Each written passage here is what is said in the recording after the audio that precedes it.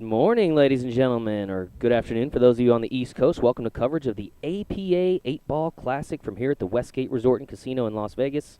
This event, of course, brought to you by the American Pool Players Association as part of the APA Pool Player Championship that's been going on here, Ava, all week long. I'm your host, Jason Bowman, and I'm joined by ESPN commentator who's decided to come join us for this week, Ava Mathieu Lawrence, the striking Viking, as she's known. Ava, all comes down to today, right? This is it. It's hard to believe. The last event in a very long week. Yeah. Tons of pool.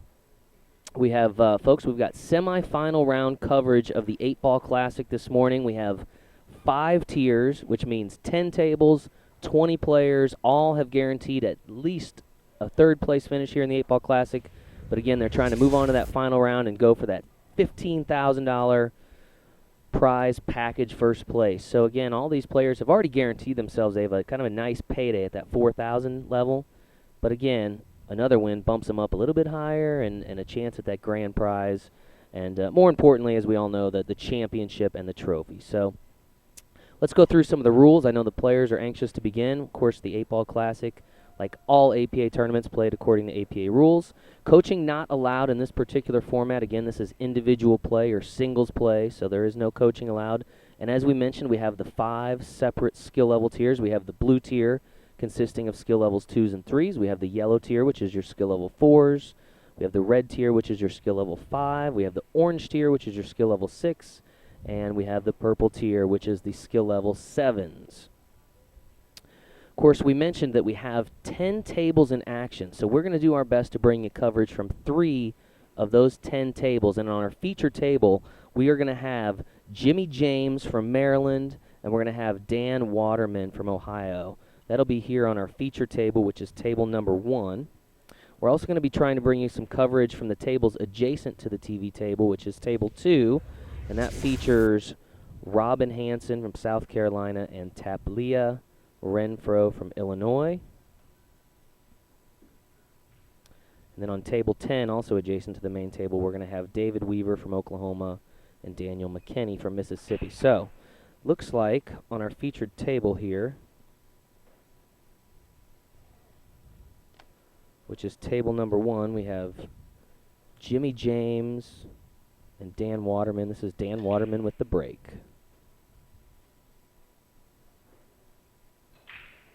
Oh, not a bad break.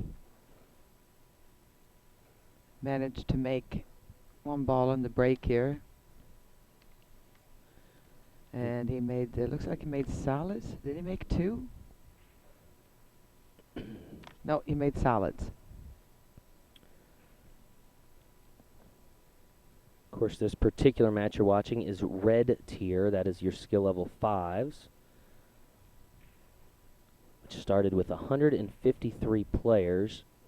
Now, one thing to note here, Ava, is that both of these players, it looks like, throughout the course of the event, and it's not uncommon for us to see this, but they have gone up from that 5 skill level to a 6 here in the red tier. So during the event, and that makes sense. I mean, a lot of they're the players winning. They're winning a lot, right? Yeah, not only that, but I mean, they came out here and they were playing at their best. You know, if you just become a 6, it's kind of difficult to get through the local qualification stage and then make it all the way through the tournament here.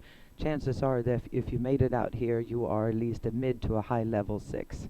So, you know, it's not a surprise if somebody does go up here, because obviously after each round, all scores get input, just like on a local level at and the higher reviewed level. by the handicap review Exactly. committee. So yeah, all Exactly. these, and so like we said, both players now at skill level 6s here in the red tier, and they are racing to 5 games. So it's the first of these 2 players that wins 5 games of 8-ball will advance to the final round, which is scheduled for noon Pacific today here at the Westgate Resort and Casino in Las Vegas, where we've had really an outstanding week, have seen some great matches, and overall just had a great time. It really has been great. And we had the party night before last. That turned out to be a Cinco de Mayo party. There's always a pool party out here out by the swimming pool, and it's really just a fun time. Everybody get together and socialize a little bit and get away from the pool table. Yeah, party it up a little bit. Yeah. Huh? Throw that hair back, get a little crazy. All right, so this is now Jimmy James at the table here. Jimmy from Baltimore, Maryland. And then no shot there for Danny, and then all of a sudden Jimmy comes up, and there's really nothing for him, much for him to do offensively here either. You can see he's got the stripes, everything's kind of tied up, so just kind of moving the balls around here, not making it too easy on their for their opponents. He might be able to slide this ball through, or at least miss it and block the pocket when all else fails. He didn't quite get there, but he didn't leave much for Dan either. Should mention, too, that we will do our best to get score updates. Again, we mentioned there's 10 tables in play right now, which does make it a little bit challenging to try to keep up with everything that's going on, but we will do our best to bring you folks score updates from the tables that are not featured here on the stream, so as best we can at least. But again, you are watching red tier coverage here on the main table. This is Dan Waterman again at the table in the black shirt.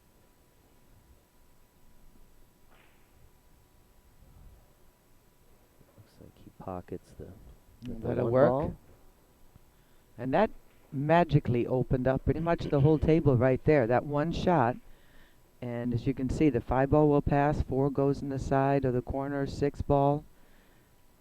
7 is going to be a little bit of an issue. It's in the open, so he might be able to play it down table or in the side because both of the corner pockets there are blocked.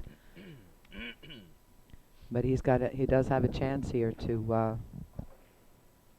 run out, and at this skill level, these 6s definitely obviously have the capability of running the table. That shot kind of created 2 things. Not only did he get position there on the 6, but as you can see, he tied up 2 of the stripe balls for Jimmy if he were to get back on the table. So far so good for Dan here in the first rack. You really want to try to get to that 7 ball fairly soon. Common mistake, a lot of players leave the trouble ball for last, and then all of a sudden their opponent has a full table to torture you and snooker you behind their own balls, and you are stuck with 1 or maybe 2 that you can hit, and that definitely puts you at a disadvantage. 8-Ball Classic is the 5th and final championship to be decided here at the Pool Player Championships. Of course, last night we had coverage of the 9-ball doubles finals, and we want to make sure we congratulate once again from Woburn, Massachusetts, the team of Last Minute Decision. Defeated the Droppin' Nines of Fort Washington, Pennsylvania for the 9-ball doubles championship. Of course, we also have mentioned numerous times, but we'll mention it again. We've paid out, or will pay out, a total of $662,822 between the 5 separate events being held here. And of course, in the 8-Ball Classic, Ava, with all the individual tiers, that means there is a champion in each of those 5 tiers. So $15,000 going to each champion in each of those 5 tiers. It's a pretty good payday. Not a bad payday, fly right? out to Vegas, have some fun, play some pool, and $15,000 richer. So I think there's a lot of pros out there that would look at it and say that's not a bad payday. It's for not a first bad place, payday, for sure. You know, I often tell people, you know, if you look at our prize payouts that exceed like $2 million a year, there's nobody that's anywhere close to that kind of payout in amateur sports that I'm aware of, at least. Most amateur sports, there is no payout. Right, That's trophies, exactly what it is. Pros, you pay out. Amateur, you play to have some fun and get out there, and you have your regular job. You go out and enjoy it. Right. And so the fact that the payout is like this is pretty amazing. So here we go now. Even though Dan only has that 1-7 left, advantage Jimmy. He's got control of the table. The one good thing for Dan is that the 7 is near the corner pocket there, so if Jimmy does make a mistake, chances are it's curtains for him. Again, if you're just joining us, you're watching semi-final round coverage of the 8-Ball Classic. Matches just getting underway. I would prefer this 15 ball. To me, that this is the shot, is to shoot that 15 ball in the corner pocket. Leave the 10 there. Looks like Steve's going to take us over to table 10, where they are winding down their first rack. Table 10 is David Weaver and Daniel McKinney. Looks like this is Daniel. I think this is actually David currently at the table.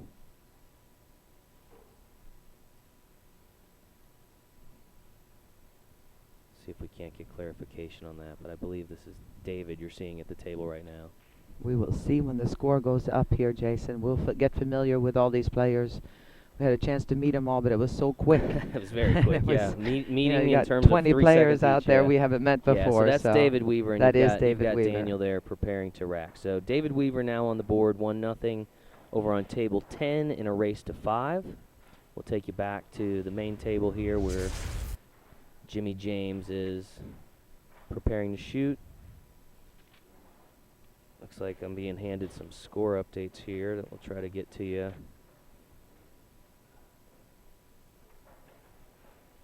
And while we were gone, Jimmy managed to solve this table pretty well. Looks like Benjamin Almanzan is now leading Eduardo Giribaldo 1-0. That's on table 4. Wayne Galloway now leading Dole Smith over on table 7, 1-0. That's a race to 5. Kevin Grimes leading 1-0 over George King on table 8, and that's a race to 5 as well. So those are the scores that have come in thus far to us, and again, we will do our best to continue to share as much information as we possibly can as it comes into us. So for now, sit back and enjoy the action here on table 1, red tier semifinal action between Jimmy James and Dan Waterman. Jimmy James at the table currently.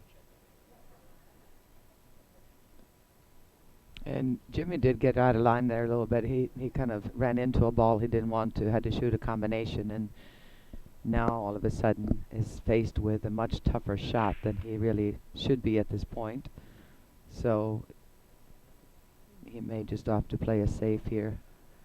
And not a bad time to play a defensive shot. You know, why take a more difficult shot that is missable when you have control of the table and can play an easy safety? So kick shot here for Dan. It's obviously a makeable shot if he can get to it. The 8-ball is kind of in the way there. It's hard to see, but the 8-ball is blocking the path where he'd like to have the cue ball go. So if he puts a little bit of reverse on it, he can go past it, or he can go on the other side and put a lot of running English. And the other option would be to go 3 rails, but I think the 10 is in the way. So Steve, let's cut away to table 2 real quick. I'll get a quick update here. It looks like Robin Hansen now down to the 5-ball and potentially the 8-ball.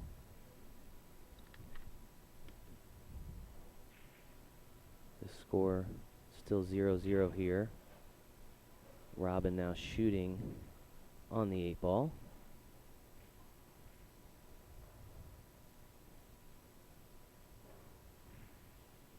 Robin is from South Carolina. Her opponent, Alia from Illinois.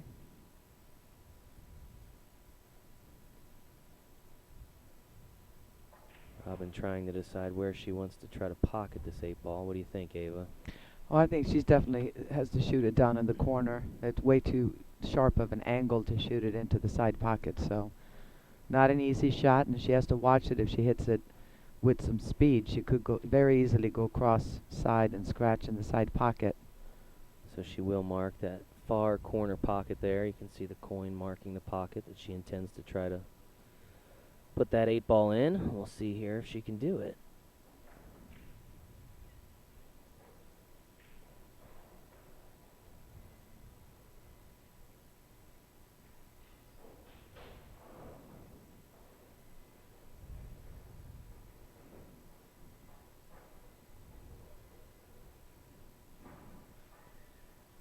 Yeah, tall order there. And the worst possible outcome. Yeah, so did she, I believe she fouled there. Did she? No, she thinned it. She thinned it first. So she made contact with the rail. Yeah. Okay. Not It wouldn't much not matter. That there's much of a complicated shot here for Alia. So he will have the chance to get on the board first.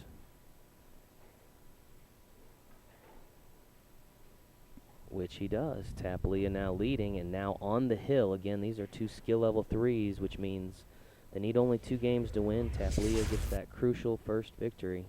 We'll go back to our main table where Jimmy James is shooting. He ended up getting ball in hand. There was a safety battle going on, and Dan failed to make contact with the 7. And Jimmy has got a little funny on this shot. He wanted to be straight in. This is where you just want to tap it in, but if you roll a little too far, you could end up with no shot at the 8. So you're better off playing the cue ball around or hitting a little firmer. The cue ball is going to run right into the 8. Now too thick of a hit.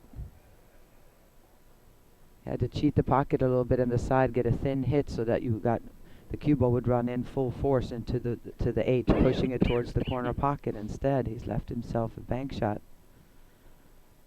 which is makeable, but you would prefer to have this straight in, obviously. Oh. No. Oh, so close. But I don't know that he did Dan any favors here.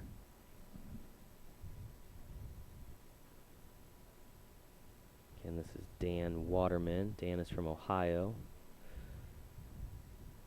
Cincinnati, Ohio.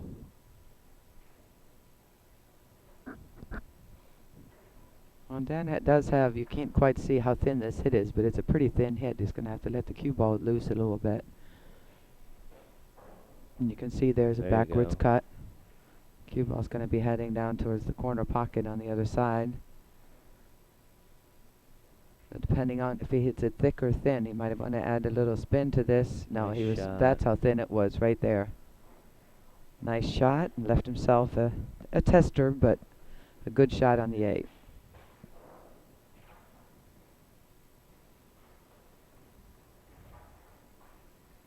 Again, we can't stress enough how much pressure it is out here, especially the first rack. You know, you're kind of jockeying back and forth. Definitely. And a lot of folks in here this morning as well. Yeah. You know, by far the biggest audience we've had for the crowd is getting big. Semifinal round. Folks just now waking up here at the West Gate and heading down to catch the last 2 rounds. And you know that everybody at home is watching too. So Yeah. you're trying to keep your head straight and still play pool and breathe right. And let's see if he can pull this off. This would be a very big confidence builder right here. No, and not only that, but that's all she wrote for that rack, and that goes to Jimmy James. So Jimmy's on the board first after Dan pockets the 8 in the wrong pocket, unfortunately. Tough break for him, but again, long way to go in that match. Looks like they're going to take us back over to table 10, where we're getting, I think, our first look at Daniel. Yes, here's Daniel at the table shooting stripes. Trailing currently 1-0. This is another race to 5 here. We've got 2 7 skill level players, 2 7 skill level players. It's still early. It's early here on in the West. It looks like some scores, additional scores coming in. And of course, we mentioned Jimmy James now leading 1-0 on table 1. On table 2, Alia leading 1-0 over Robin. Table 3, Anthony Hong now leading Mathieu. Soderlund 1-0. Edgar Giabaldo still leading Benjamin by 1 game on table 4. Ward Scott leading Makeable 1-0 on table 5. Laurie Hollis leading 1-0 over Jared Valino on table 6. Wayne Galloway now up 2-0 over Dole Smith on table 7. On table 8, Kevin Grimes now leading 2-0 in a race to 5 over George King. And David Scecina now leading 1-0 over William Gallagher in a race to 5. So we'll continue to update as best we can as scores come into us. You're seeing Daniel McKinney at the table. Daniel now with an opportunity to tie things up here with David Weaver.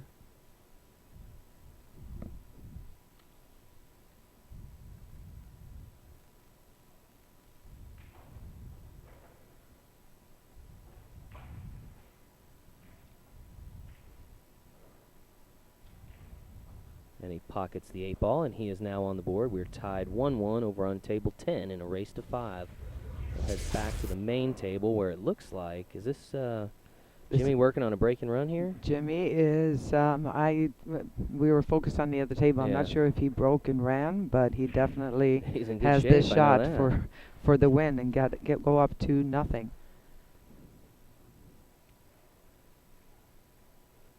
Pockets the 8-ball there, and he is now up 2-0 in what was a very quick rack. Let's see if we can check in on table 2, which is Robin Hansen and Alia Renfro. This is Alia surveying the table. You see Robin there seated, awaiting her next turn.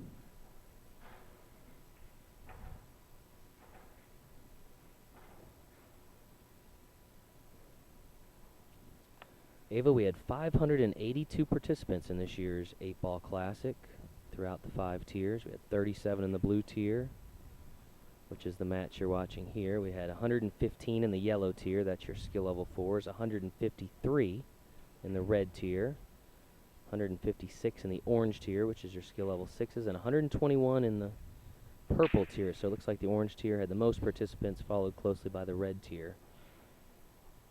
So great event, another great event.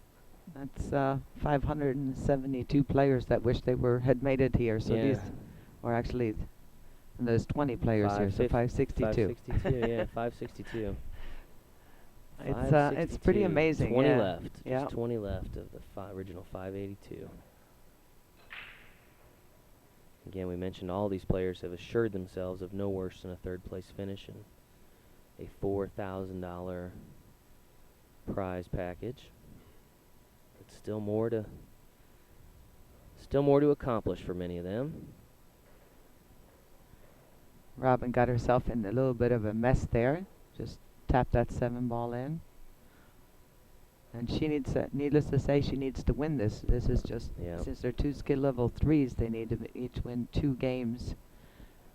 And that miss by Robin in the last game gave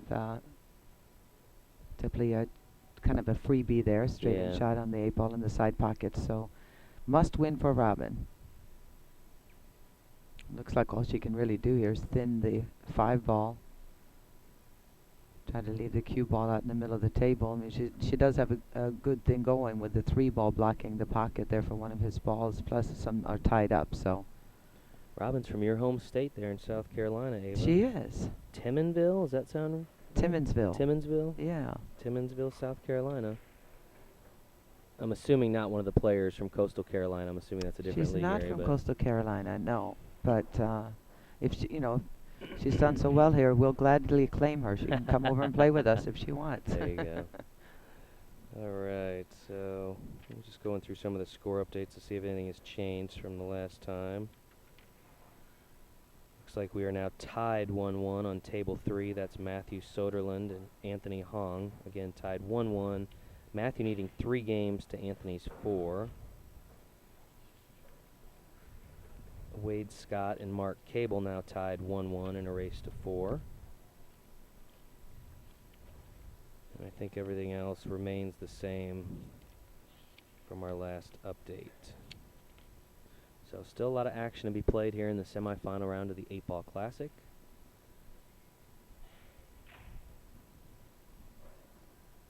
If we go back to the main table here. This is Dan Waterman. Yeah, Jimmy missed the ball earlier, and Dan has a chance here. He ended up kind of messing up a little bit on position and left himself a bank, and now he's got another bank here on the 9-ball. And the problem is he's kind of jacked up over the 7. And, and that makes the shot so much tougher. You can see him just kind of standing there. He was actually waiting for the adjacent table, the player, to shoot. So, again, we're using all 10 tables here in the championship arena, which is a pretty impressive setup. We'll take a look at it here in a moment, but the tournament staff did a great job setting up this room and accommodating for all the spectators of the different sections, and also accommodating our broadcast booth here, which is quite large. Wow, that was, I'm surprised they tried to cut that ball in. That was a really tall order. Even if he wouldn't have been jacked up, I would have think that the bank may have been an easier try, but he's put himself in a bad spot here. Jimmy James being up 2-0 and now has fairly open table. His main issue to solve would be that 7 ball because of where the 8 and 9 are. But if he leaves the 5 for last, he should have a good way to get it in between, to get the cue ball in between the 8 and 9. So you just got to plan out your attack here. Looks like 4-3-1-5 would be the way to get to that 7. Got some folks asking about coverage on the other tables. Again, we do have 10 tables in play, which makes it a little challenging to try to bring you video feed of all of that. We are going to focus on the 3 main tables, and as matches finish, we will see about extending the coverage to some other tables. So for now, the best we can do is bring in some score updates as we get them.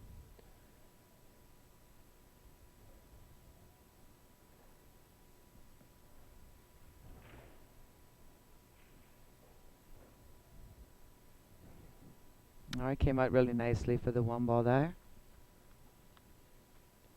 I'm a little surprised again that he didn't play the 3 first. We'll see what he's got planned here for the 7. He might want to make the 3 now and go into the 8 and open up that 7 ball completely.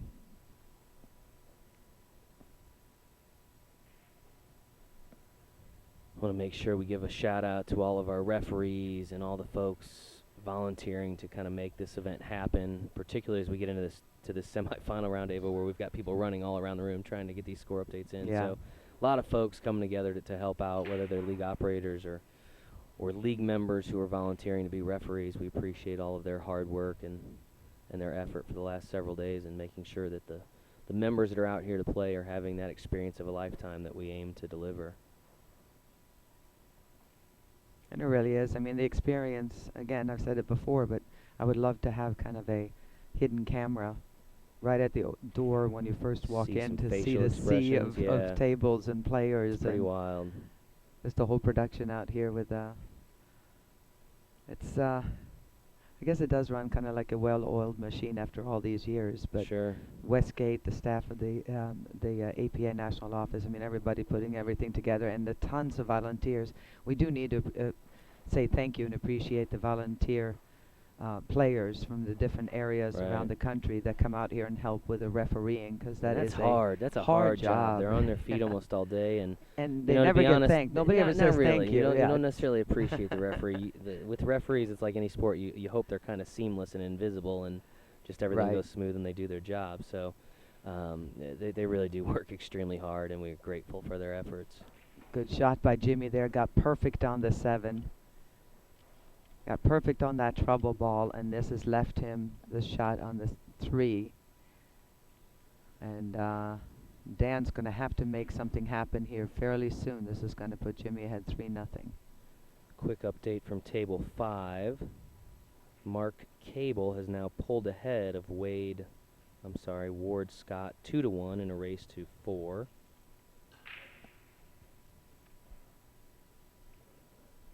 And Wayne Galloway now leading Dole Smith 2-1 in a race to 5. So a couple of score updates for you folks keeping track at home. Thanks, Kevin. Kevin Hinkabine, one of our producers here, running around like a chicken with his head cut off, getting score updates. He does that anyway. Yeah, that he does. He's got one of those Fitbits. He's one of those guys that's like 40,000 steps a day. All right, so Jimmy James now up 3-0 over Dan Waterman. We're now taking a look at table 2, which is blue tier action. Alia, Renfro, and Robin Hansen. This is Alia at the table currently, and he leads 1-0. So he's on the hill, Ava. Needs just a couple more balls, and he's on his way to the finals. Yeah, this is a tough shot right here.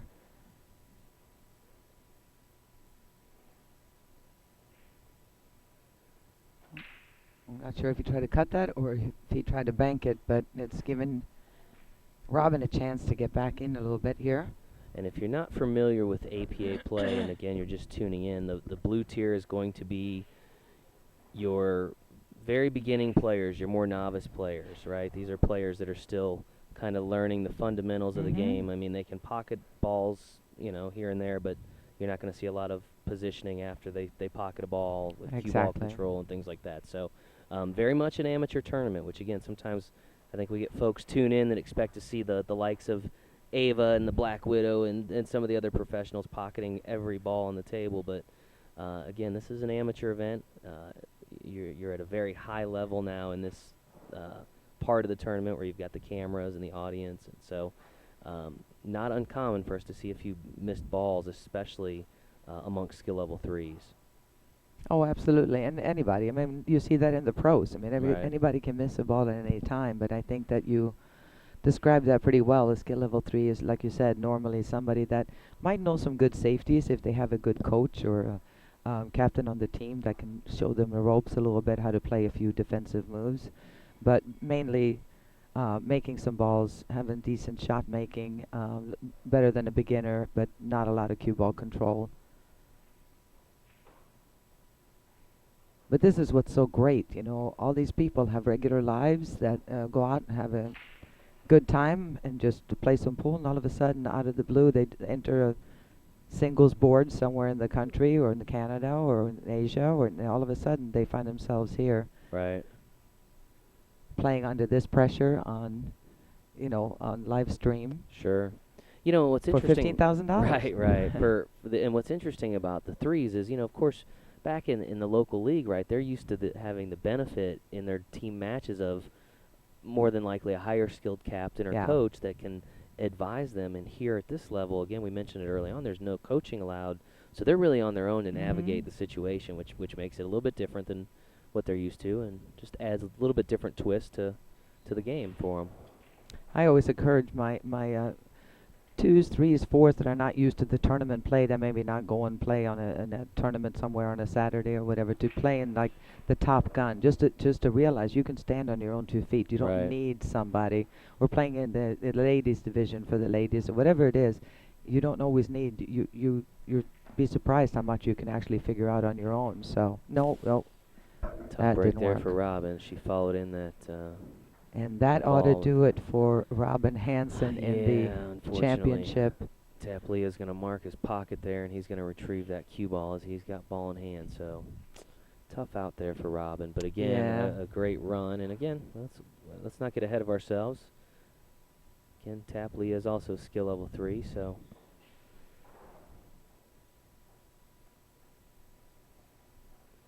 He does manage to avoid the scratch, so there you go, folks. Your first player moving on to the 8-Ball Classic Finals, Alia Renfro. He defeats Robin Hansen by a score of 2-0. Semifinal round. And he will await his opponent. So congratulations to Alia. We're now back on table 10, where Daniel McKinney has now pulled ahead of David Weaver by 1 game in this race to 5.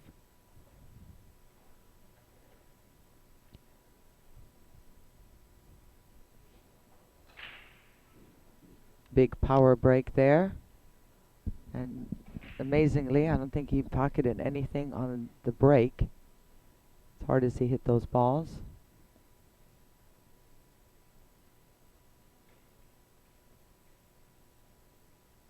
Table is fairly open, so we'll see if David can put something together here.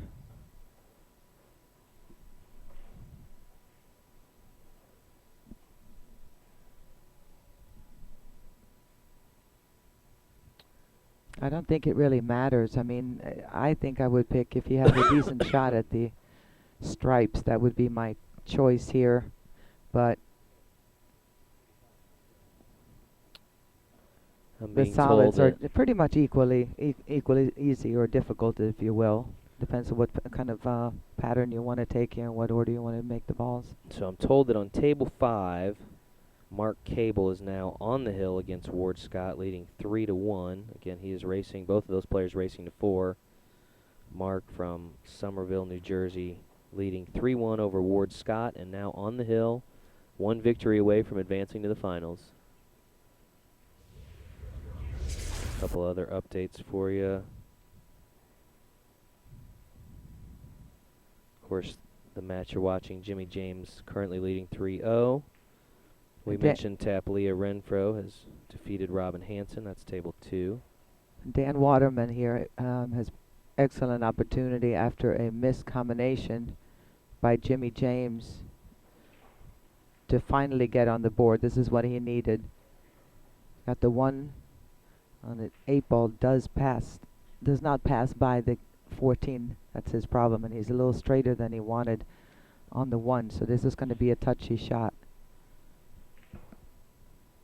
Looked at first, 8 ball's going to go, but I can see from over here that it doesn't pass by the 14. Oh, wait a minute. That still's going to end up. So he misses. He might be able to slide it by and at at least hang it. You know, this is one of those where it doesn't really go, but if you hit it just right on the point, you may be able to get it to hit the ledge and fall in. If not, at least sit there and block the pocket for the 14. You can see right there. Trying to get a good look at it. Yeah. And I have a view of it, the same view that he does on the table, and it's one of those that it definitely doesn't look like it's going to go, but you never know. If you just hit it exactly right, it might be able to fall in. Of course, he's not in a great vantage point to see the overhead, but we have seen players before that have actually gone and looked at the big monitor above to see Does it go? to get that overhead shot. So we'll see here. He's going on the 8 ball.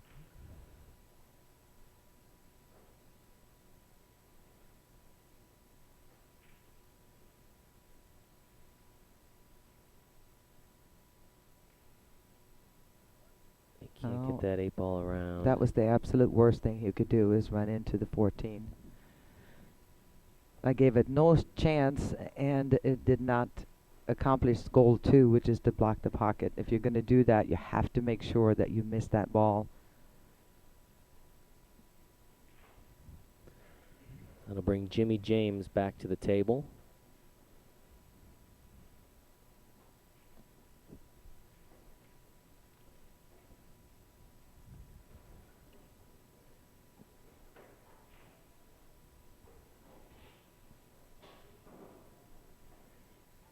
Got a little far, but he should be okay making this as long as he's careful with his cue ball here. Drew it back. Once you get out of line, it doesn't tend to get any easier, so now he's got another tester on the 13 ball. If you're just now tuning in, this is semi-final round coverage of the APA 8-Ball Classic. Currently watching participants in the red tier.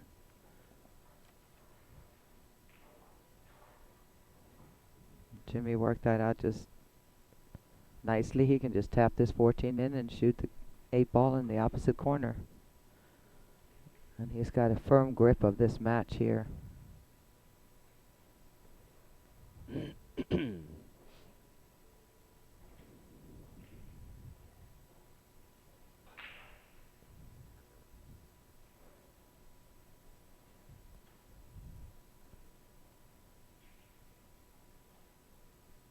It's frustrating, you know, somebody like Dan has played such a great tournament to get here, and he just can't put it together. Right.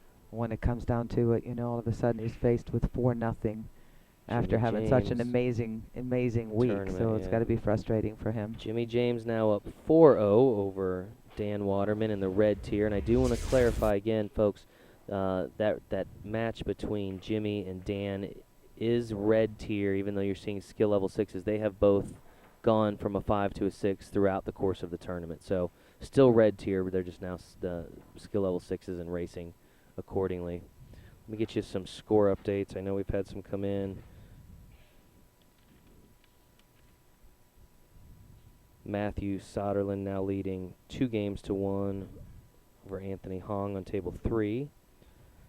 We are tied 1-1 on table 4. Edgardo Giarbaldo and Benjamin Almanzan. Makeable still up 3-1 on table 5.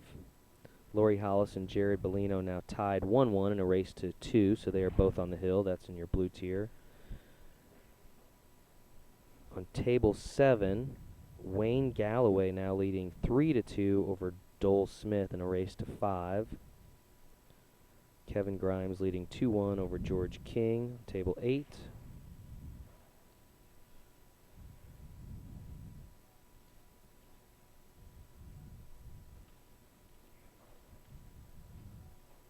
And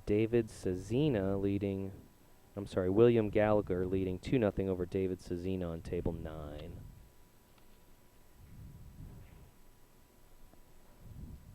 So some score updates for you folks that are wanting to track the other matches at home.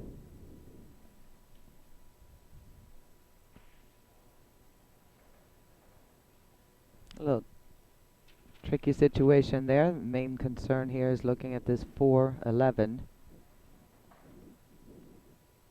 You can see that's kind of messed up. Everything else is open.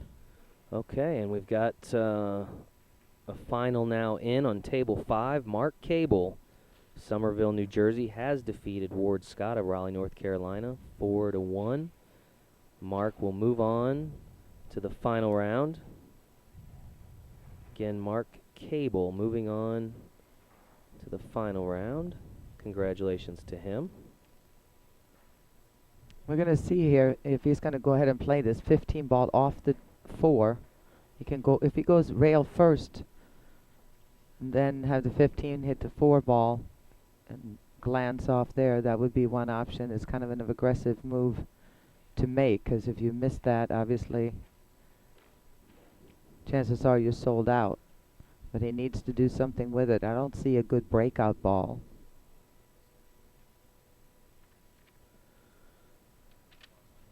Where he can make it and then run in with the cue ball to break them open. See if he's going to try to get just enough of an angle. Unless he's straight in, he should be able to force the cue ball into the bottom cushion and come back out and break them open. It's going to be just a little tricky to get a shot from there unless he really puts some power into that. Ava, our producers are telling me they got table 3 now ready. Oh, he went right into it. Some of the updates here. Mathieu Soderlund, Anthony Hong. This is Mathieu at the table, currently leading 2-1, and this is yellow tier coverage. Yellow tier being your skill level 4s, and it looks like Mathieu throughout the course of the event has gone to a 5, so he's now giving a game to Anthony. Again, this is Mathieu at the table, leading 2-1. So again, as matches finish up, we'll do our best to bring you additional coverage as best we can. Always a little bit of a challenge when you have 10 matches going on simultaneously. We have 2 of 10 matches that have now concluded. Alia Renfro and Makeable have both advanced to the finale, the 8-Ball Classic.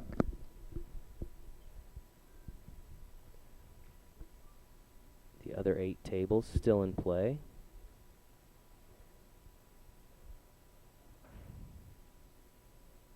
That's got to run. That has to run. That came up short.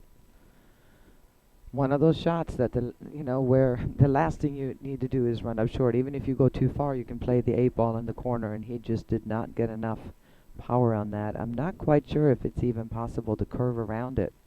I think there's too much of the 9 covering the path to the 8-ball. Ava, we do have another result coming in. Jared Valino in Louisiana has defeated Lori Hollis 2-1. So Jared will move on. Jared is in the blue tier, so it looks like he will square off with Alia Renfro, who we saw a little bit earlier. Congratulations to Jared.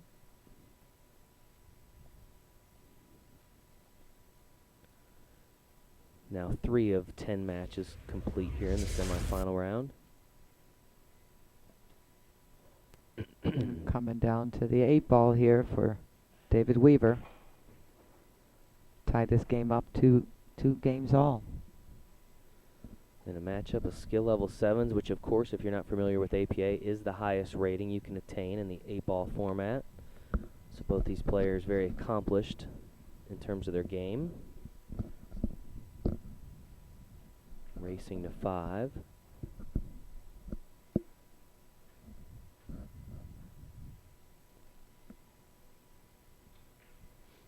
Oh, almost overcut that. All right, we got a tied ball game there. We're going to try to go back to table number 1 again and check in on Jimmy James and Dan Waterman.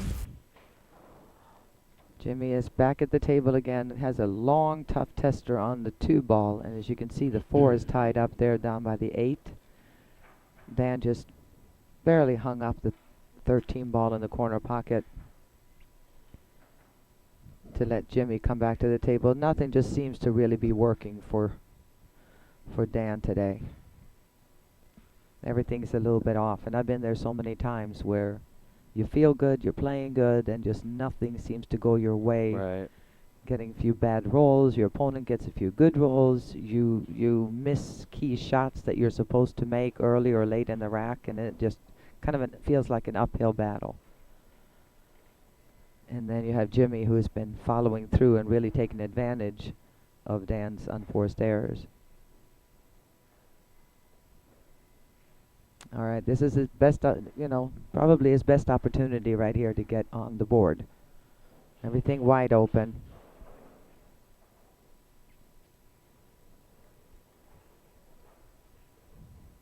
And Dan's job right now is just not to try to run four or five racks in a row, but just literally take his time, ignore the score. You might as well play fast and loose now, considering you're down 4-0, and just play the game, have some fun, and just be available to win if it comes up.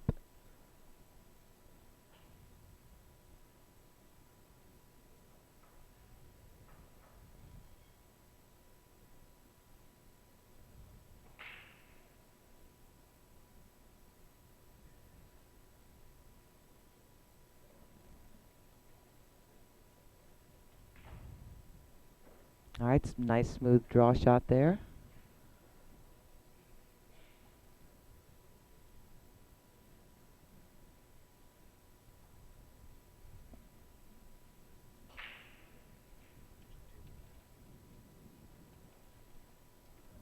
Some more score updates for us there, Jason? Yeah, I'm not sure there's been any change here. Mathieu still leading. Of course, we've had some coverage of that, 2-1. Edgar Giabaldo now leading 2-1 over Benjamin.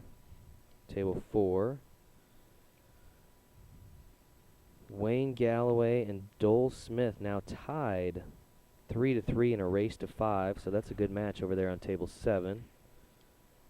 We're tied 2-2 on table 8 between Kevin Grimes and George King, also a race to 5. And David Levis Scecina now leading 3-0 over William Gallagher. William Gallagher leading David Scecina 3-0 on table 9. So some more score updates for you folks.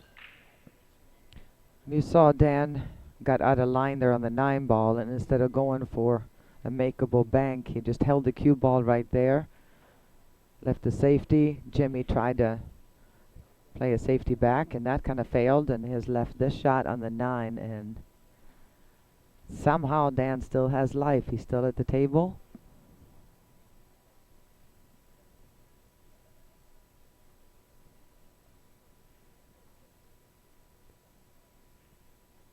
All right, so far so good.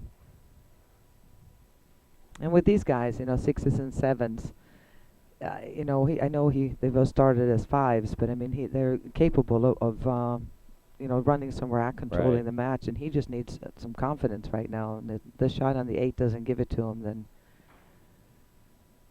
I don't know what will. Here we go. And Dan is on the board. There you go, Dano. First one for him. Again, both these players needing 5 games.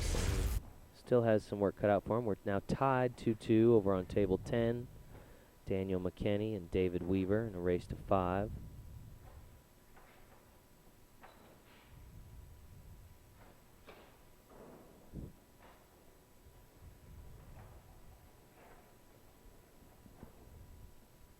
Table 10 is your one of 2 purple tier matches in play.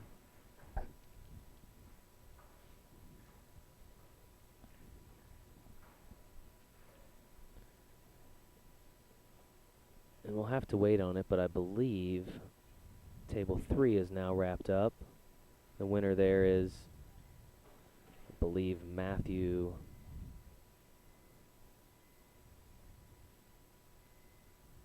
We'll see if we can't get confirmation on that.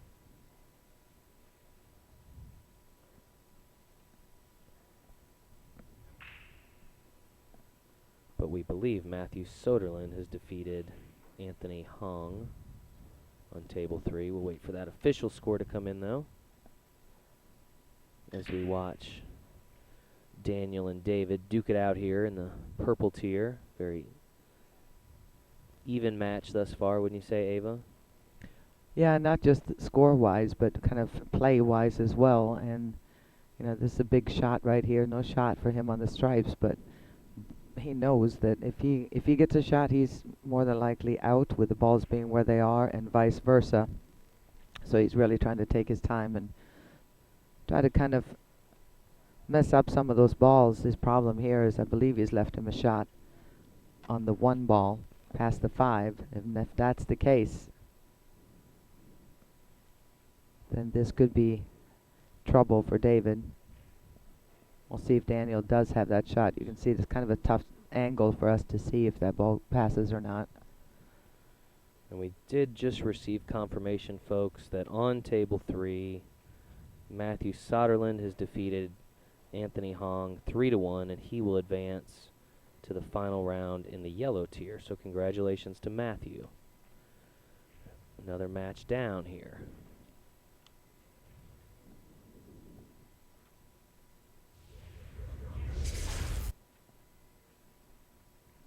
This is table 4.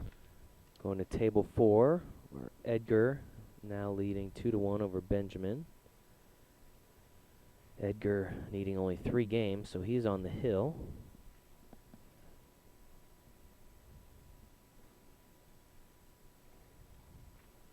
Again, this is semi-final round coverage of the 8-Ball Classic that you're watching.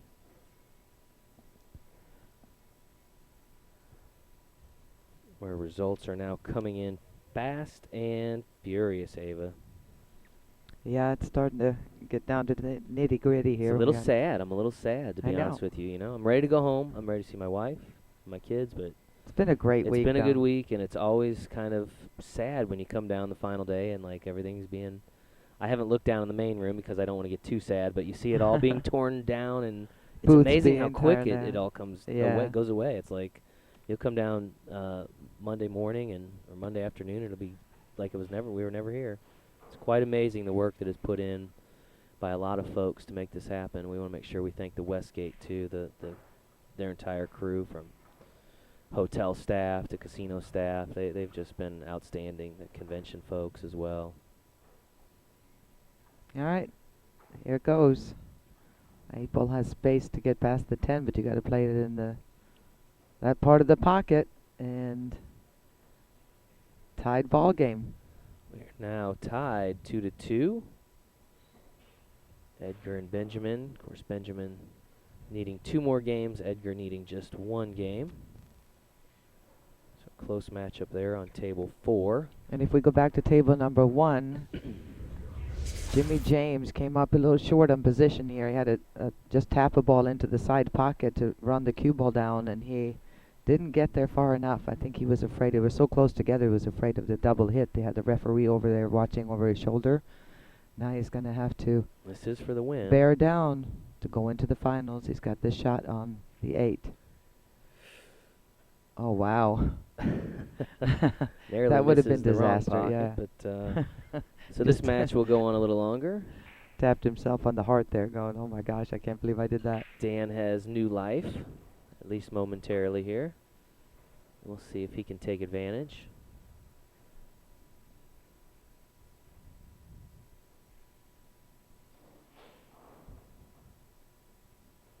Yes, I see David Poole asked if this is the skill level 5. It is. Both of these players throughout the tournament at some point have gone from a 5 to a 6. So this is the... Yeah, this is your red tier, which is your skill level 5. And again, once the tournament begins, if they've started as a 5, they can't like shift them into a new tier. So they have to stay within that same tier, that same tournament bracket. And then just spot players. And they just, and the skill level just adjusts. Yeah, the Right. handicap just adjusts to the number of games. So that's how it works if you're interested there at home. And again, just like in any local play, when it's higher level play, every score is input after each round so that the scores continue to be updated. And whether it's your first match, if you were pushing the limit, or right before the finals, your skill level can go up once they input everything. Now have a player on the hill on table 9. That is William Gallagher,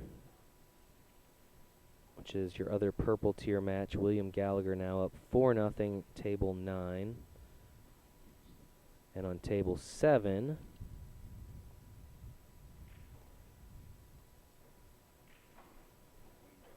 Hi, Alexandra.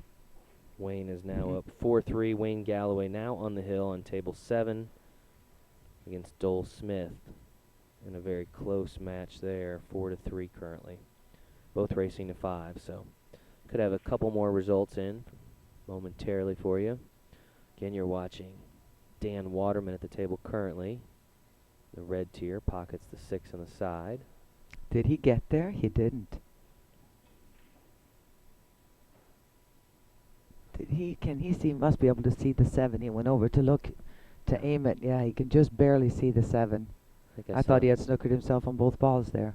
Just trying to follow some of the comments. I think we had Alexandra Marks. Do you remember her from last year? Yes, She was one of our I said champions hi to last her. year. Yeah. So always good to have a former champ tuning in. That, can you guys see that? He never listens to me. That's proof right Sorry, there. I've said it all along. I was going through the matches with Kevin with the scores, so. And while we were bantering back and forth, you could see there, devastating situation there for Dan. He's just really struggled today. Gotta be and Jimmy frustrating, yeah. has a chance to shoot this 8 ball in the corner for the win and a spot in the finals.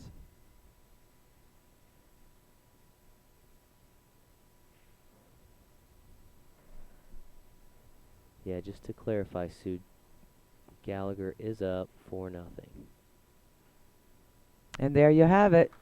Good job, Jimmy James moving on to the finals, the red tier. Jimmy with a 5-1 victory over Dan Waterman. Congratulations to him. We'll see him in the finale starting around noon. We're back over to table 4. We still have 5 matches going. So half the matches are done. We produced 5 finalists. Still working on 5 matches. I believe this is Benjamin at the table currently on table 4.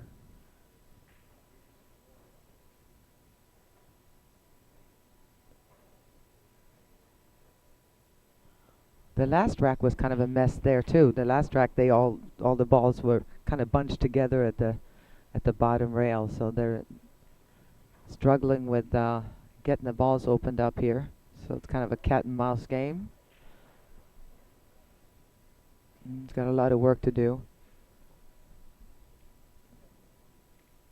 Got a little too far there. I believe the 9 ball is on the other side of the table. It's tough to tell if it's the 1 or the 9.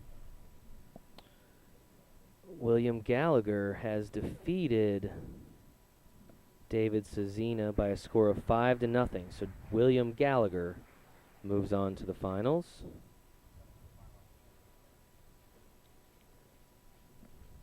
William Gallagher, that's a name I remember from last year as well. Congratulations to him.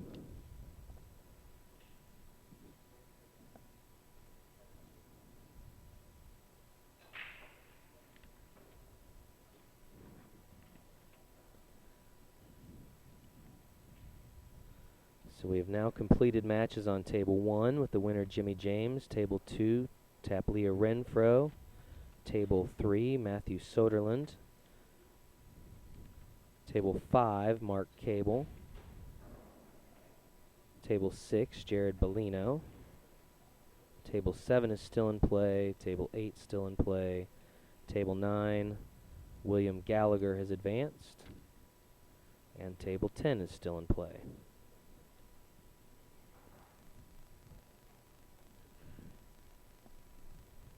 We have somebody going around now to double check the scores, so we will update those as soon as they come back in.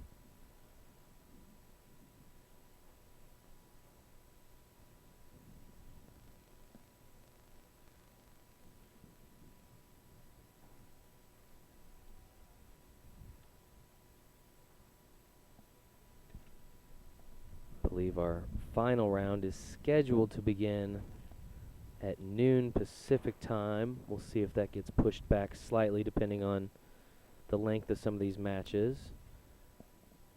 Okay, another match in.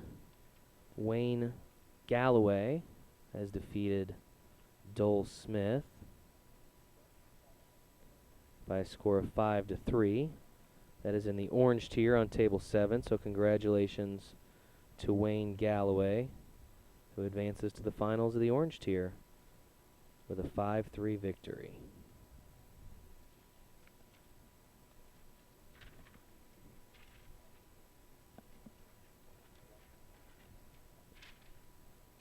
All right, touchy little cut shot here.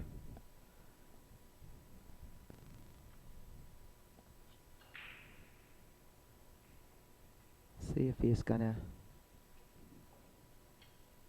Yeah, that was, I mean, he wanted to break those open, but you still have to make the ball if you're going to do that.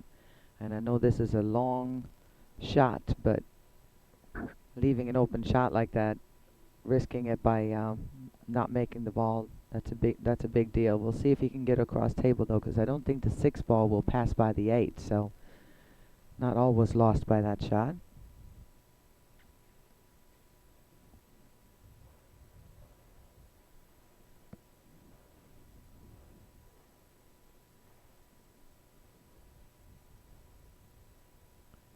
Edgar, as you can see, on the hill. On the hill, but currently seated, I believe, right? This is Benjamin? Yes. Here? It's a good shot, though, by Benjamin. I mean, that was a really strong shot to come across to the other side from the position he was. And he's got a lot of work left to do. Super thin hit here on the 6. It's also an almost straight-in bank shot, so we'll see what he prefers here to shoot. I would say this is a 50-50 choice, whatever you prefer. I'm a big fan of cutting the ball in because I don't have to worry about if the rails are playing short or long, or if I accidentally add a little bit of left or right spin. If a cushion hasn't been screwed in enough, so if I can cut it, I will. But in this case, I do think it's a 50-50 choice. Well, way long. Now we'll see. The bad thing for him is that the stripe ball is hanging almost in the pocket, so he's just going to have to hope that his opponent makes a mistake here. Yeah, Edgar, as you mentioned, on the hill here.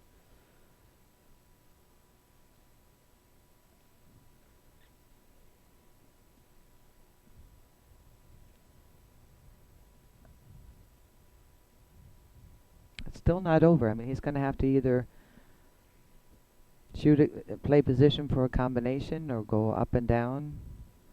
See what he wants to do here. I would definitely play for the combo. No reason to take any chances trying to get fancy here. It's a very makeable combination. No, well, he took the chance, and now he's going to have to come with something. Score update on Table 8, where we are tied 3-3 between Kevin Grimes and George King. Again, that's a race to 5, and they are currently tied.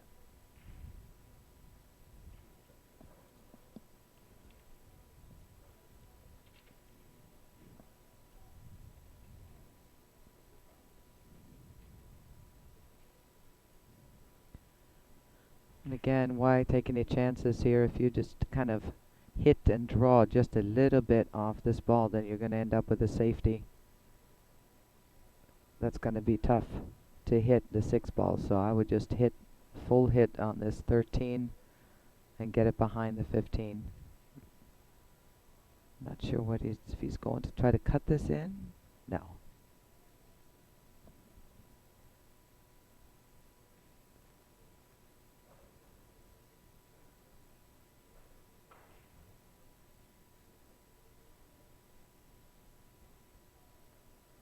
Well, a little bit of a roll there.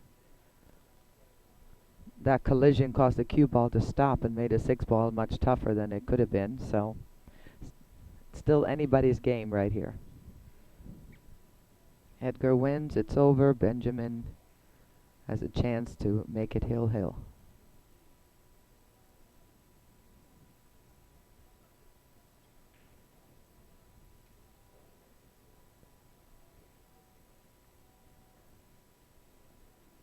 Let's see if we can pop over to table 10, see if we can get a score update there. Daniel now leading 3-2 in a race to 5 over David Weaver. Again, these are both skill level 7s. This is the purple tier. One of them will advance to a showdown with William Gallagher Jr. in the finals. William already advancing.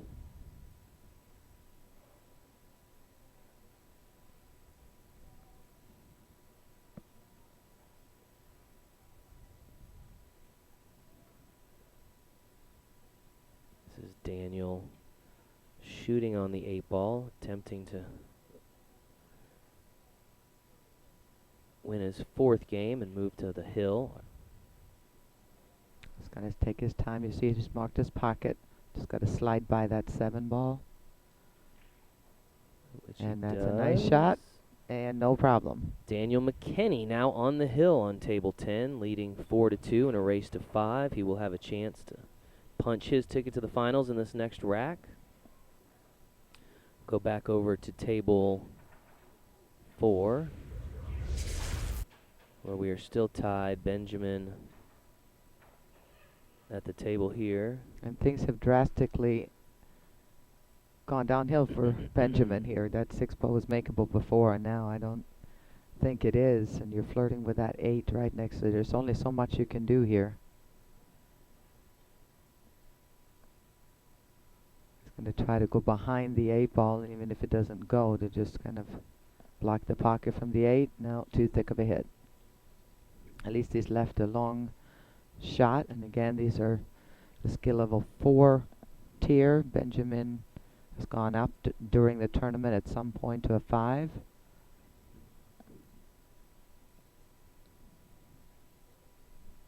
And he's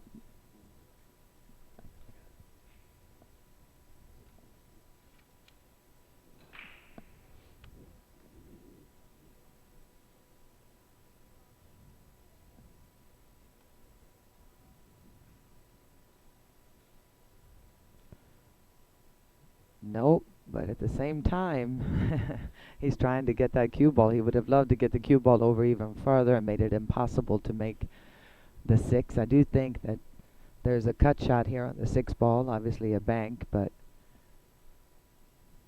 you want to take your time. Difficult to see here how makeable that cut shot is. It definitely looks like it is from here. And just got to really pay attention to the cue ball. A lot of players want to put a little bit of left spin on this to kind of help it in. But if you get a real thin hit, then that scratch in the side pocket is there. Looks like the scratch in the corner may be taken out of the equation because of the 13, but not necessarily. So you just got to really pay attention to the cue ball. When you hit a thin hit like that, you really got to let it go. So you got to have a plan for it. If you're just joining us, you're watching semi-final round coverage of the APA 8-Ball Classic here in Las Vegas. We started with 10 tables in play, 20 participants this morning in the semi-final round. I believe we have 3 matches still ongoing. We'll continue to update you on scores as best we can.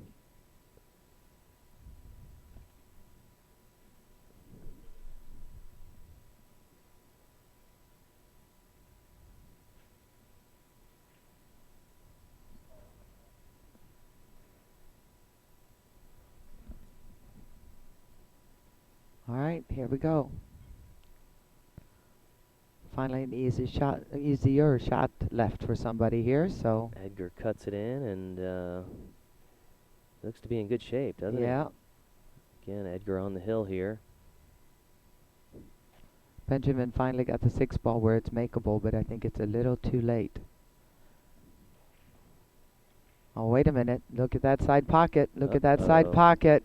It is amazing how tough it is to make a ball on the side like that, but the cue ball finds its way there an incredible amount of time. So big mistake there by Edgar likely is going to put Benjamin on the hill as well. Just when you think that you're done for, then all of a sudden an opportunity like that comes up. We saw that in the wheelchair championship. Yes. Sonia had a chance to, she thought it was all but over. Marlon had a shot on the 8, and it can happen yes. to anybody at any given time. So Benjamin with new life and barring a big mistake is going to be on the hill, and we'll have a hill race on table 4.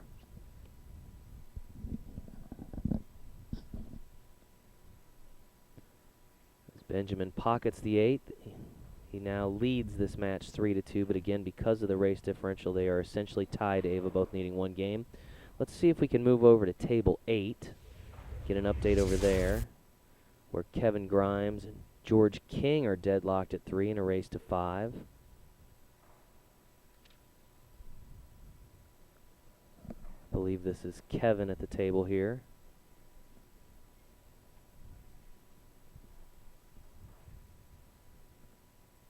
Shooting solids.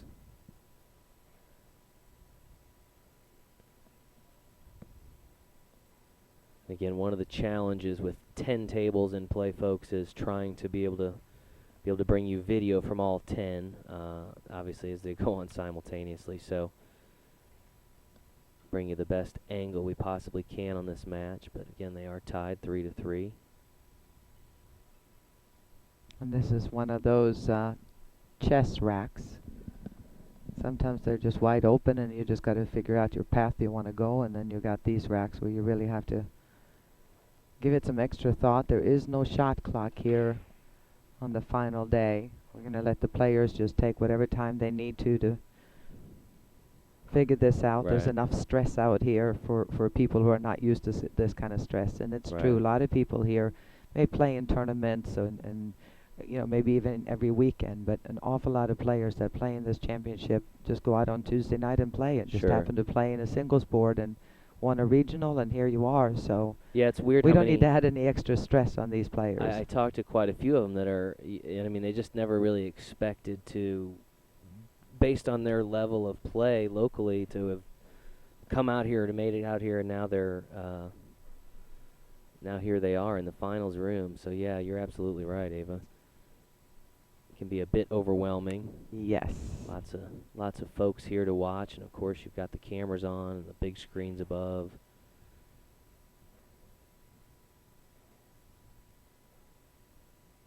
Still 3 matches in play here. We have table 4, table 8, and table 10, all still in play.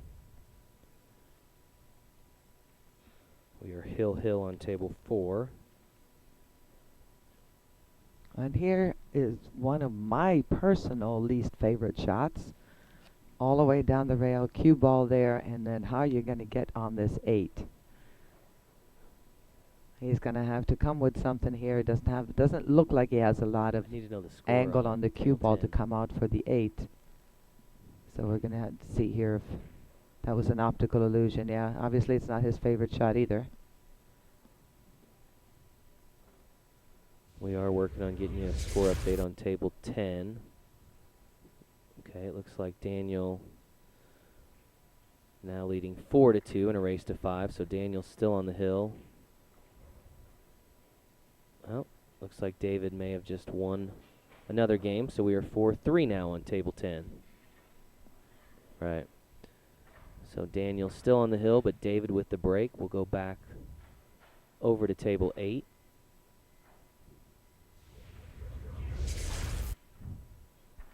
This is George King at the table now. And from here, that looks like a successful safe. It does look like the 11 ball is blocking the path to the 2. One thing I have noticed from watching a lot of players tend to play a lot of defensive shots in 8 ball. Not as many in 9 ball, Right. which kind of surprises me because it's in a way it's easier to play safety in 9 ball because there's only one ball that can be hit next. Right. And you know, it's just interesting. We watched that in the doubles yesterday. I think we saw maybe 2 defensive shots all day. Saw a lot of offense. Yeah. We could barely keep up with scores in the semifinals. They were right. They were pocketing balls left and right. Not much defense. But again, in the doubles, you've got primarily mid-level players, skill level wise. And that's true too. Right. Table 10, we've got Daniel McKinnon now leading 4-3 for David Weaver. You're watching Kevin Grimes and George there. King. That was Kevin at the table. Good play by Kevin. And we'll try to keep our eye on what's happening on table 4 as they are Hill. Leanne, it's hard for us. It is a kind of a terrible angle. It's hard for us to see the other tables too, but without having 40 cameras, it's kind of difficult. Right. We have to focus on a few tables and trying to give updates and at least a view of what's going on with some of the other tables. This is Edgar here at the table on table 4. This one is obviously coming down to the wire. Hill. And it's in Edgar's hands right now if he can finish this off. Needs to come out for the 14. And boy, I wonder if that scratch in the last game, hopefully he's over that because that could loom large here. Allowed Benjamin new life and put him on the hill, so.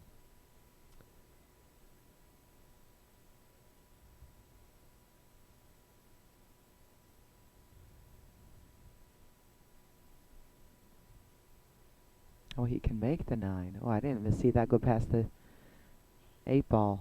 Good plan, good shot.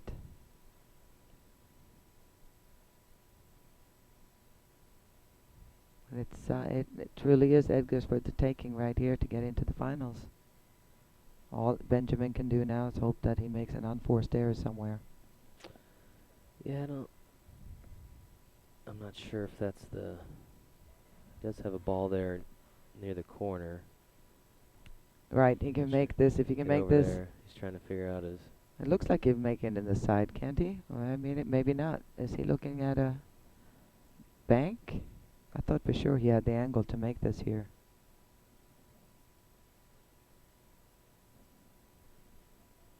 Thought he could make the 12 and come out for the 14. But maybe that's not doable. So if he's going to bank this, he's looking where the cue ball's going so he can get a shot. Yeah, he's got to be able to make this in the side.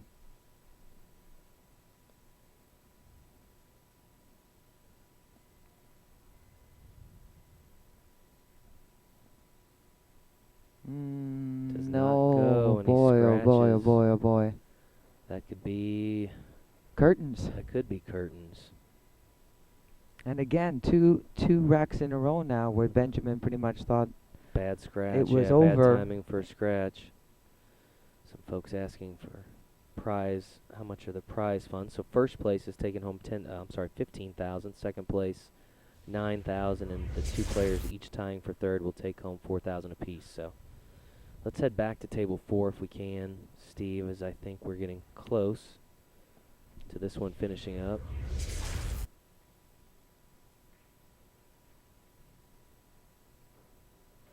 All right, here we go. Just a nice little tap in. Just make sure to get off the rail a little bit.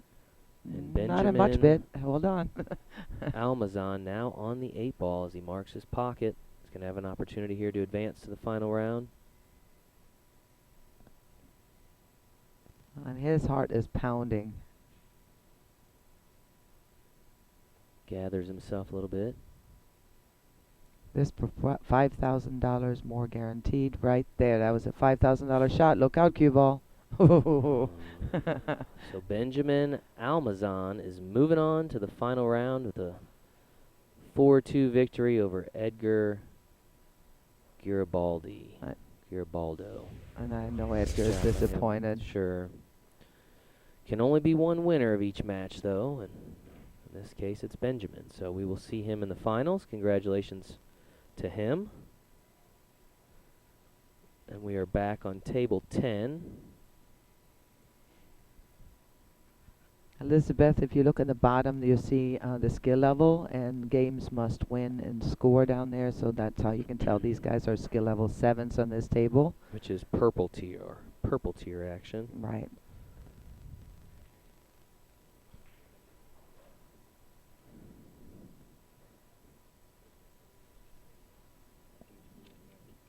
That match is over, Keith, so we're trying to finish each rack to see when it gets down to the end, and then we move over to the different tables so that match is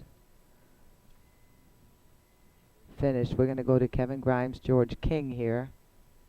And this one is about to, somebody's going to get on the hill here, and I do believe this is George at George the table King. here, yeah.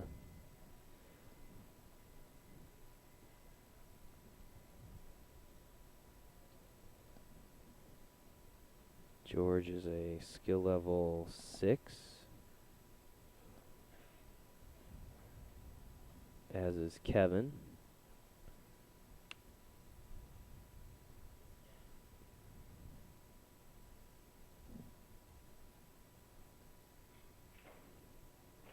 George pockets the 8-ball and is now on the hill, leading 4-3 in this race to 5. He will need just one more game to advance.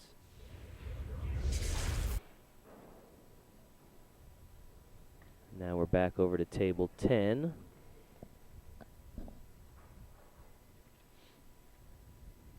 With Daniel at the table. Still needing just one game. And he is almost straight in on the 8-ball for the win here in the spot in the finals. He's really played a solid match here. Both players have. And there you have it. Daniel One more McKinney down. moving on to the final round. He will face William Gallagher Jr. in the finals. Congratulations to Daniel. And we are down to one final match still in play on table 8. Kevin Grimes and George King. George on the hill.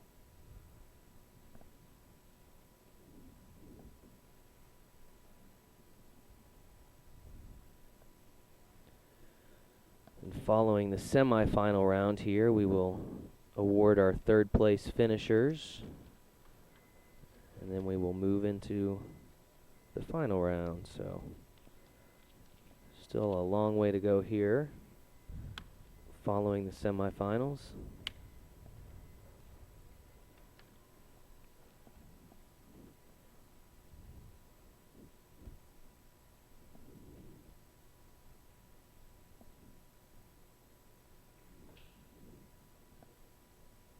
Good play by Kevin. They're getting that out of the way. Clear shot at the 7. That's it. Definitely a makeable run out here. A little bit of an issue with the 1 ball, but if it doesn't pass, he can bump it out with a 4 if it gets the correct angle there.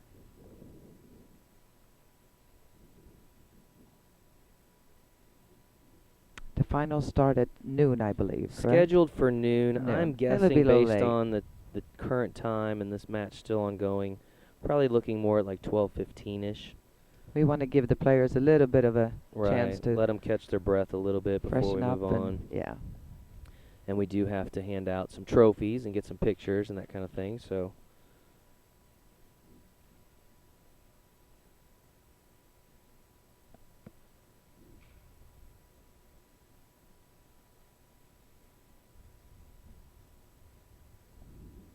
here I would definitely leave the 5 ball. Making the 6 here and slam it out to the center of the table. Try to get that angle on the 4 so you can knock the 1 ball out of there. And then you have the 5 as kind of a backup ball to get position on.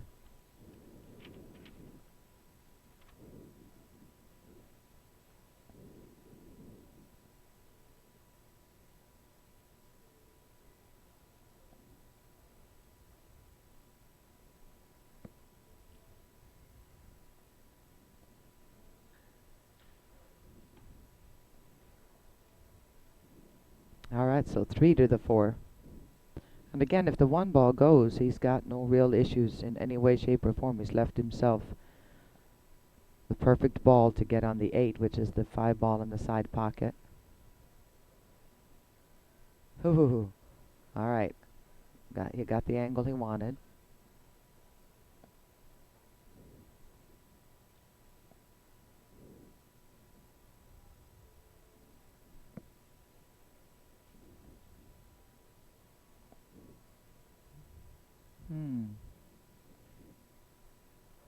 That tells me the 1 ball must pass.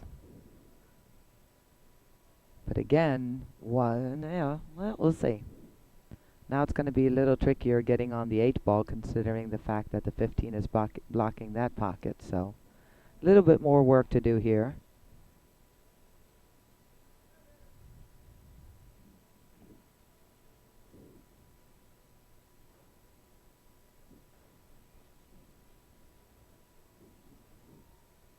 It looks to me he's going to have to play the 8 in the side pocket.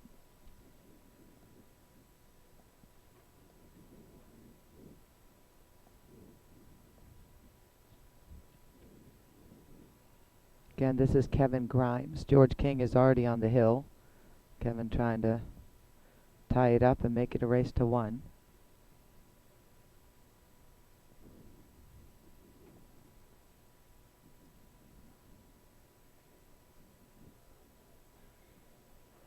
And this is it. Anybody who's played knows this is a funky angle into the side pocket right here. Especially off that cue ball being close to the rail. This is not an easy shot.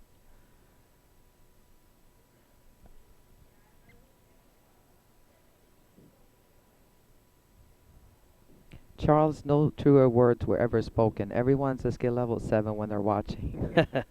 I know personally, I have never missed a shot in my life from here. Yeah. I like that. And wow, good shot. Good shot under the pressure. So we're now hill in this race to 5 between Kevin Grimes and George King. One of them will move on to the finals. One will finish in 3rd place, and it'll all come down to this final game.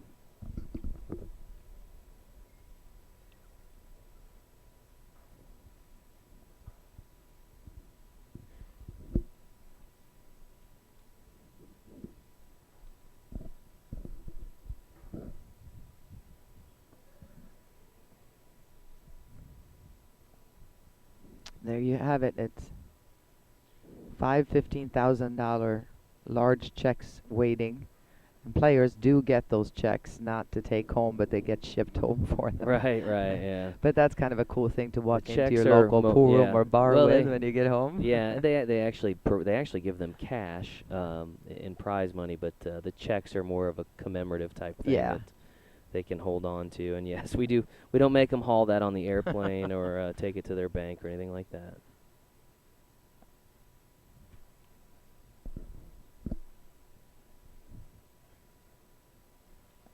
And again, we have, I would say, close to a packed house here. Yeah.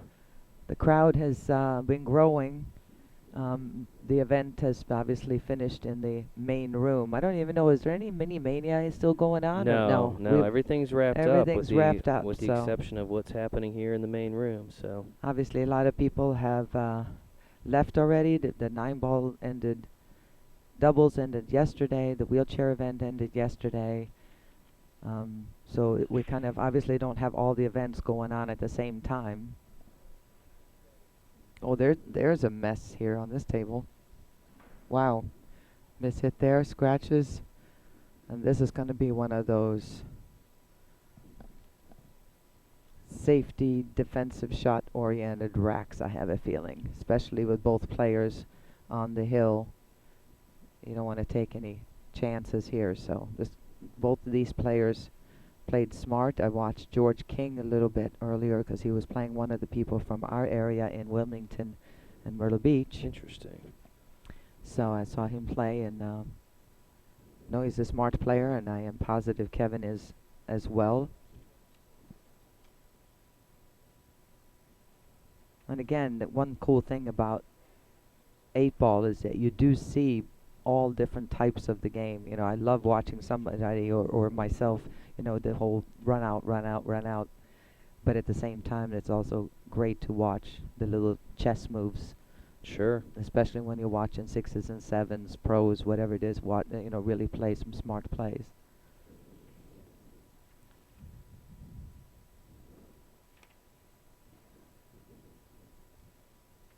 You know, I've been asked, I think 6 or 7 times this trip. Just recently, I had a cup of coffee outside, relaxing for a while before we went in here, and I had a skill level 6 come up and say he's so frustrated because he said I'm playing so great at home and I just can't put it together when I get out here. Right. And the biggest tip I can give anybody, if you just want to go out, we have a lot of players in our area that really don't really want to go to Vegas. They just enjoy getting together on a Tuesday or Wednesday night and playing some pool, meeting their friends, enjoying time. But if you are serious and you want to get out here and get your shot at the 15,000 or in the team's event or whatever it is, play the game at home the way you would here. Every match would be played like you were in the finals out here in Vegas. If you talk to any pro, if you've had an opportunity to spend some time around pros, that's how they play. Don't bang balls around. Respect whoever you're playing. I don't care if you get put up against a 2 or a 7. Play the table. Right. And when you get out here, your subconscious doesn't freak out.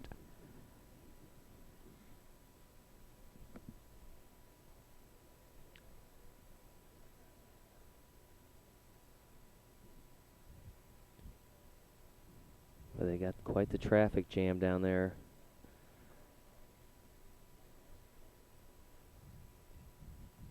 Yeah, if he would have gotten a little bit farther, he had a great opportunity to make the 11 and go into the balls, kind of like a straight pool shot there, and break the balls open at the same time.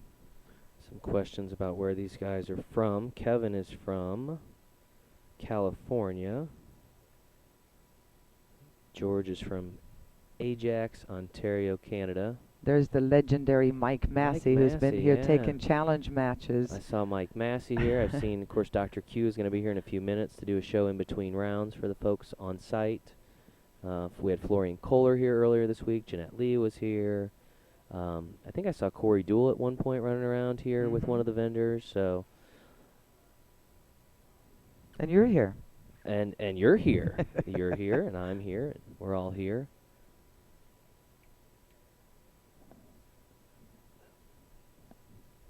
That guy's got a light on.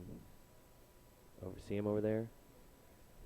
Oh, he's filming. All the way across.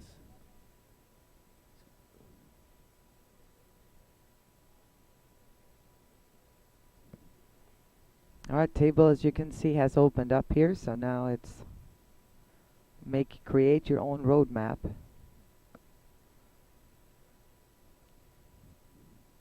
A little bit of an issue for George down here at the bottom part of the table. He's got the solids. Not quite sure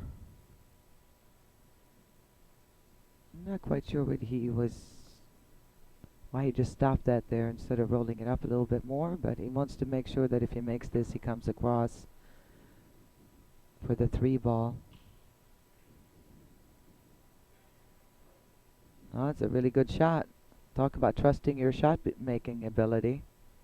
He's still not safe though. You see where that, I believe that's the 2 that's right behind the cue stick right there. Yes, that's the 2 ball. That's going to be the key here. And if he makes the 3, then he's still going to be moving the cue ball away from the other 2. So he's got his work cut out. He's looking at the combo potentially, but that's risky.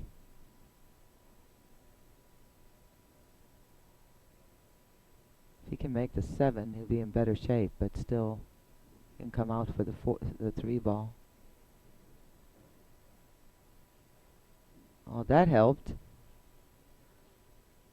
That helped with the 2 ball coming back and hitting off the 3 there. About see if he's got a pocket even for the 3 now. Only George knows if that 3 ball goes in the corner. Right.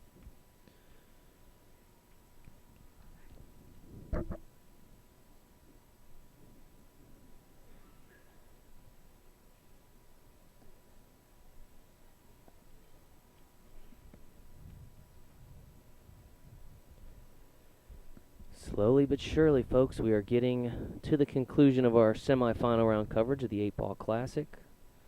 As we mentioned a little bit earlier, we'll finish up this match, then we'll prepare the room to hand out some awards, some trophies, a whole lot of cash. And then we'll be back a little after noon for finals round coverage. We'll have 5 matches in play. Try to bring you as much of those matches as we possibly can. Again, this is George King at the table. Well, George missed. He had to break them open. He couldn't find a pocket he could make that 3-ball in. Wasn't able to draw it back to play the 3 in the side, so he tried to break the balls open, and disaster.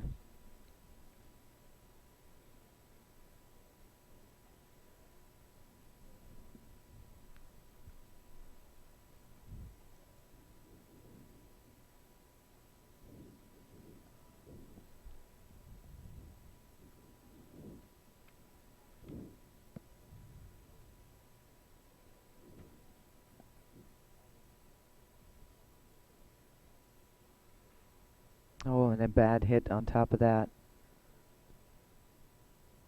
Bad hit on top of that, and look at this. Kevin is stepping up to ball in hand.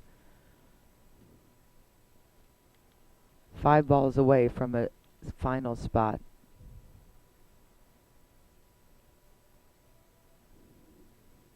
It was such a good shot by George to get on that 2-ball, but unfortunately for him, the 3 tied up, and there was really no way of looking for that to happen. So we'll see now if Kevin can take this gift, if you will, to getting back to the table. And at the level these guys are playing, I can't see anything happening here, but you never know.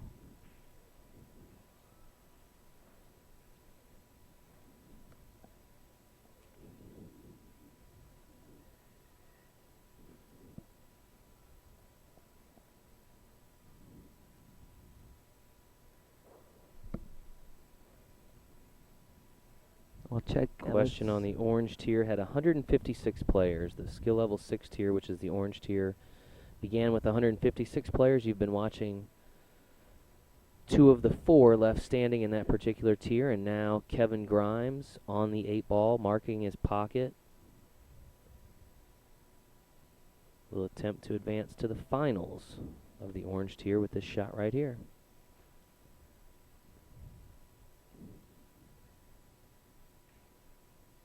Oh my gosh, he almost missed it. The 8-ball goes. I thought he was going to fall over. And Kevin Grimes is moving on to the finals of the orange tier, ladies and gentlemen. That concludes our semi-final round of the 8-Ball Classic. We're going to go hand out some trophies. We're going to take some pictures. We're going to hand out a whole lot of cash to our third-place finishers. We want to make sure we congratulate all of them for an outstanding tournament run. And then we will be back with live coverage of the final round of the 8-Ball Classic. We'll have 5 matches. Should be an exciting time, so make sure you come back and join us. And until then, we'll see you soon. Thanks. Thank you.